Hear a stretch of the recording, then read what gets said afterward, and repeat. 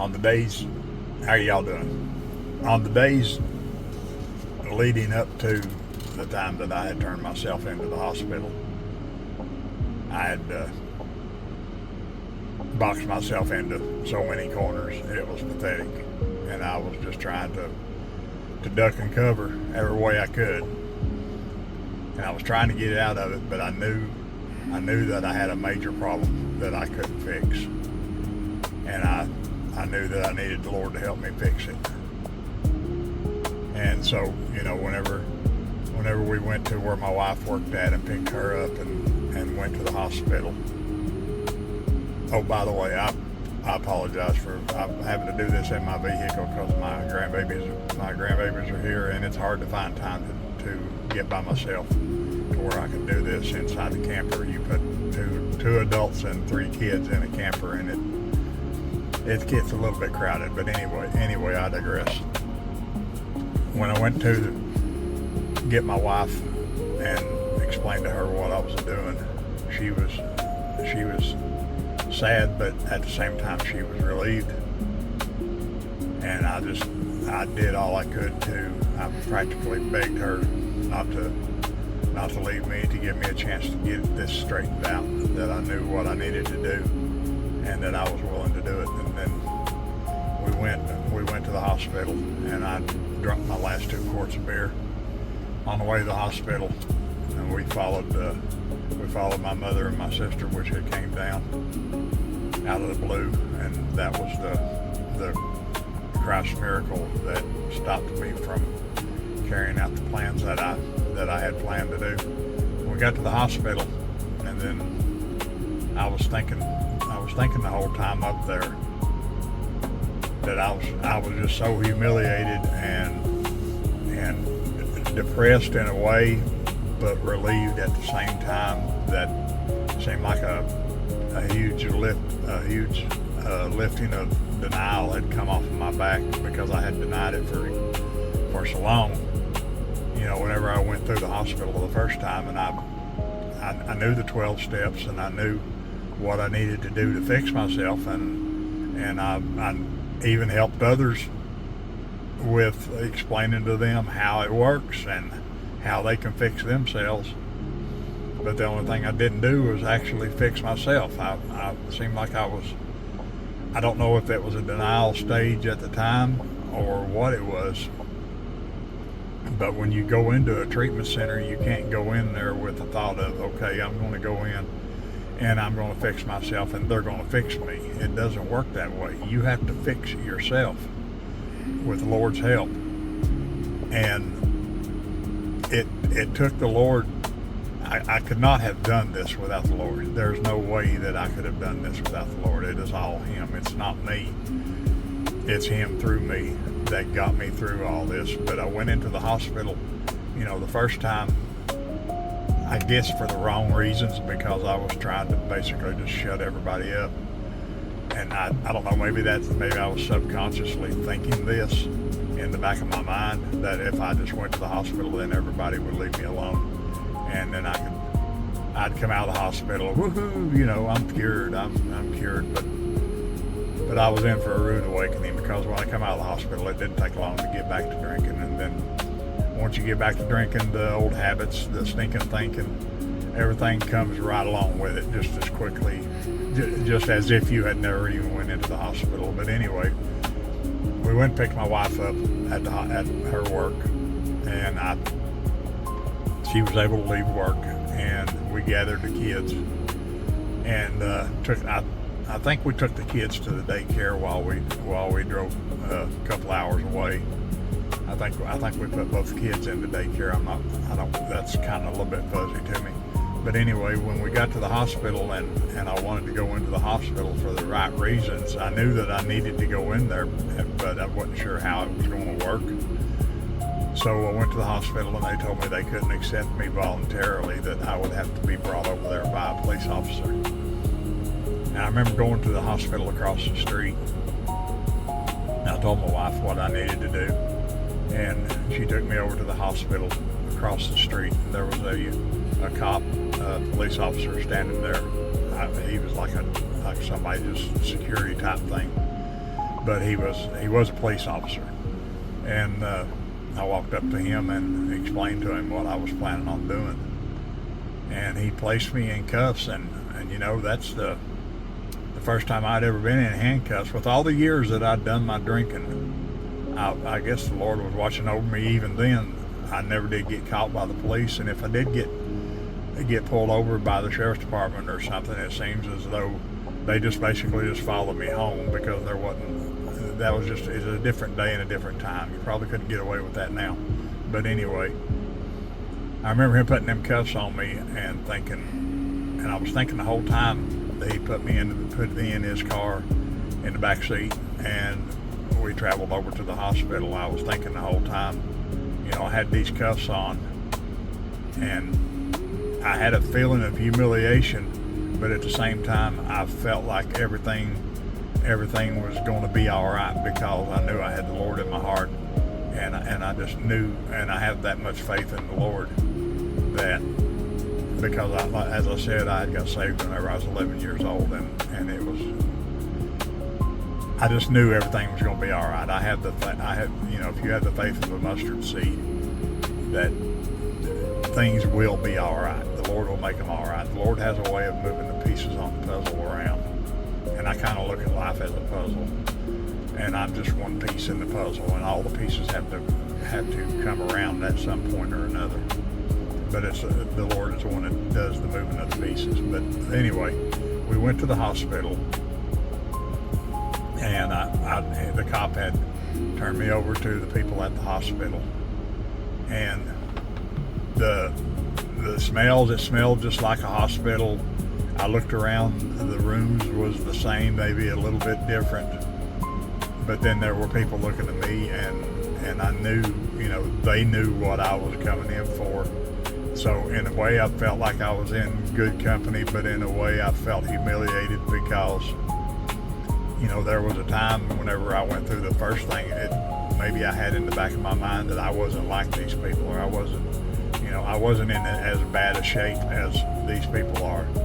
But when, as time went on, I figured out, and in hindsight looking, that I was in worse shape than a lot of those were. They was just smarter than, actually they were smarter than me to seek out the help.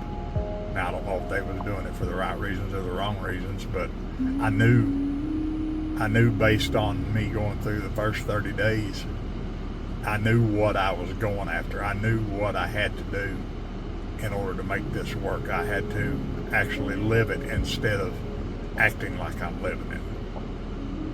And so when I got into the hospital, I looked around, and there were some of the same counselors, and they looked at me kind of puzzled.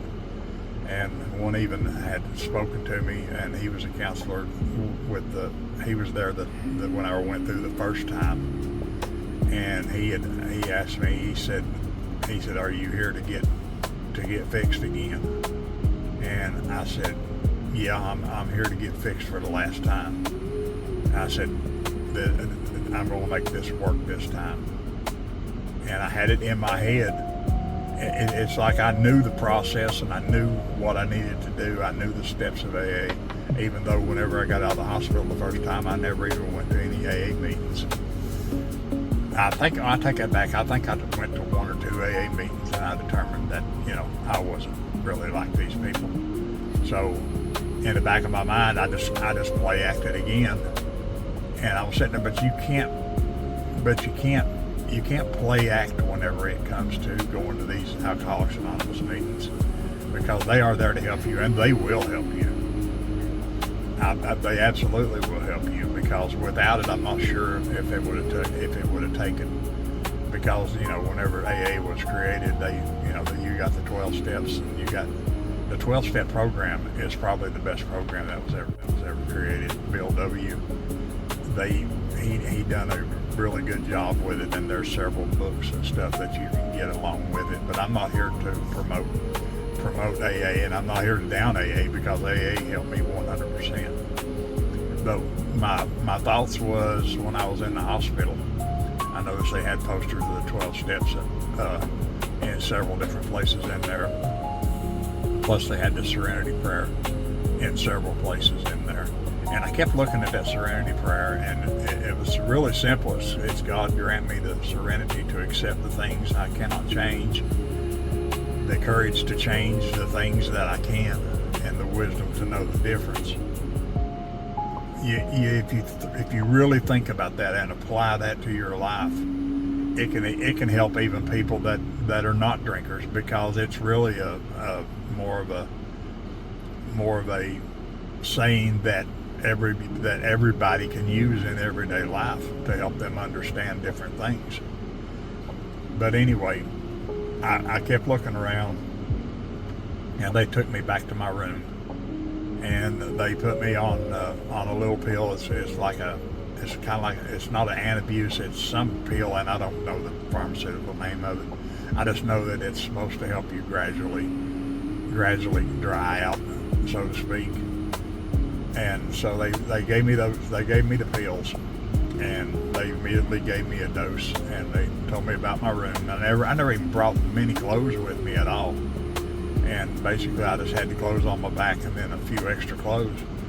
And I had they showed me where the showers, which showers was in the same place and all this, but they showed me where I had showered and got ready for bed. And I remember kneeling on the bed that night, at the foot of the bed. It wasn't at the foot of the bed, it was at the side of the bed. And I just prayed that the Lord would work in me and get me and beat my brain, or do whatever he needed to do to get me to focus on what I needed to do to fix myself. And I begged him for forgiveness for all the things that I had done, and all the things that I had done that reflected bad on me and him. And it just, when I prayed for him to help me, it just seemed like a little bit of a load was lifted off of me. And I kept laying there in bed, and everything kept going through my mind, all the things that I had done whenever I went through the hospital the first time. And it really made things surreal for me. And I knew at that time what I needed to do.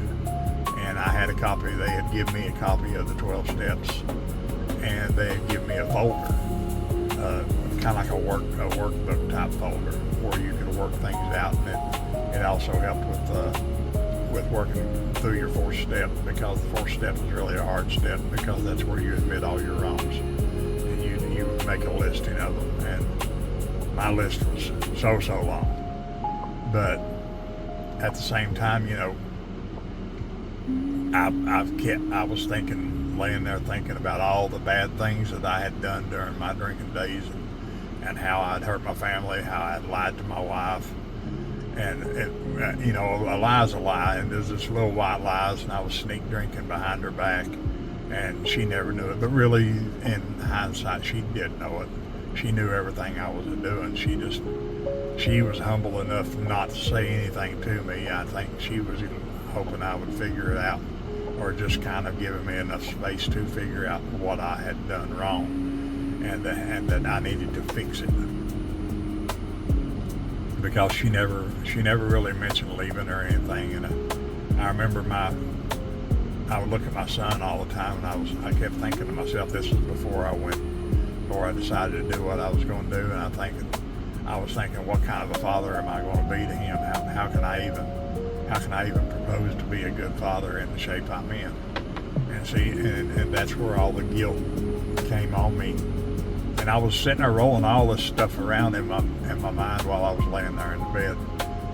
And I like to never went off to sleep, because all this stuff just kept rolling.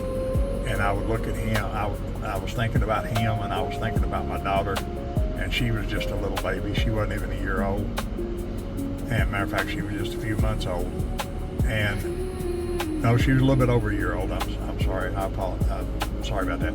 She was a little over a year old, but she wasn't even old enough to understand, what I was doing. As a matter of fact, in her whole life, she's never really seen what kind of shape I was in at the time, unless she watches these videos, and I'm sure she will at some point. She'll run across them. But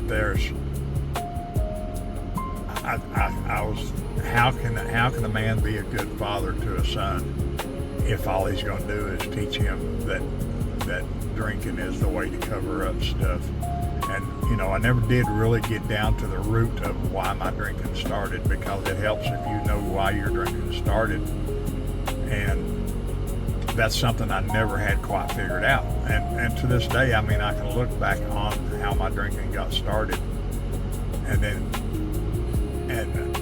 I think a lot of it was to cover up a lot of the pain of maybe the way I was treated when I was growing up. I wasn't treated badly. I wasn't abused. I wasn't beat. But it was just like there was alcohol all around me, and I thought, well, it must be all right because everybody else is doing it, even though the things I seen them doing were not right. I seen them do. There wasn't a lot of violence, but yet there was some violence, and I was seeing a lot of this stuff firsthand. And I don't know if I drank to cover up that part or not. I can't really get into my brain and walk around, because it would scare me, and it would scare the crap out of you if you could get in my brain and walk around. My wife, she's afraid of my brain because of the way it works. I've learned over the years how to compartmentalize, and I think I learned that through my drinking years, because I could act like two different people, really. I mean, I could be half drunk but yet act sober, and it's kind of like and over the years it kind of grows on you into more of a habitual thing. And that's when we get into the whole psychology of it. And like I said, I'm not a psychologist. And by the way, I'm not a podcaster. This is not for professionalism. This is not for show. This is just something that I wanted to do, and that the Lord put on me that I needed to do.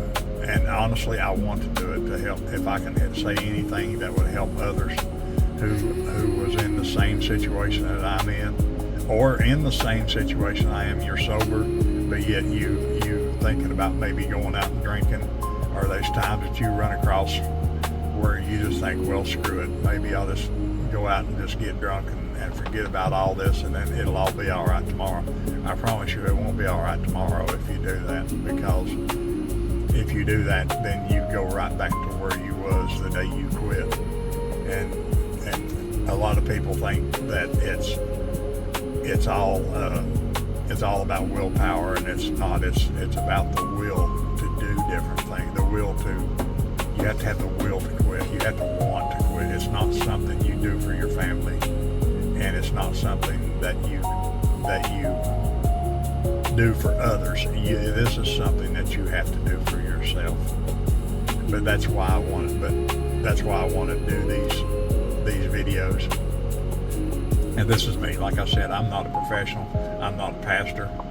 I do have the Lord Jesus Christ living in my heart. And I love it that He's there, because He moves the pieces around for me and lets me have the ability. He kind of shows me the way. Even if I take the wrong way, He will detour me back around. And I love the Lord Jesus Christ so much, because I know what He's done for me in my life, and I know about all the miracles that He's performed, both for me and for me and my family. But in the next episode, I'll go a little bit deeper in that, and I want to talk some about enabling, because that was a major part of why I stayed the way I was for as long as I did. But anyway, I'm going to cut this off now. And you all have a great day. God bless.